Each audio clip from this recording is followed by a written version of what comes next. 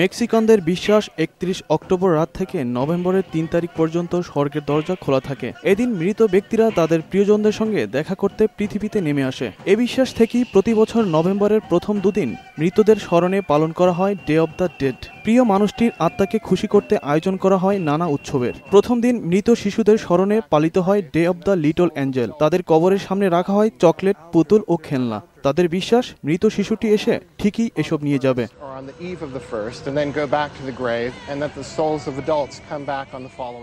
দ্বিতীয় দিন প্রাপ্তবয়স্কদের স্মরণে পালন করা হয় ডে অব দ্য ডেড। এদিন বড়দের কবরে ফুল দিয়ে শ্রদ্ধা জানানো হয়।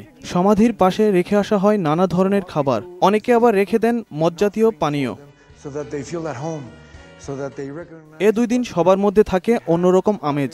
উৎসবে মৃত্যু ও পুনরুজন্মের প্রতীক হিসেবে কঙ্কাল প্রদর্শনীর পাশাপাশি অদ্ভুত ধরনের পোশাক পরেন ছোট বড় সবাই। প্রতীকী এই কঙ্কালটিকে পরানো হয় রঙিন জামা ও মুখোশ। কঙ্কালের সামনে রাখা হয় ফলমূল ও গোলাপি রঙের বিভিন্ন ফুল। মেক্সিকানদের বিশ্বাস এর মাধ্যমে মৃত ব্যক্তিকে শ্রদ্ধা জানানো হয়।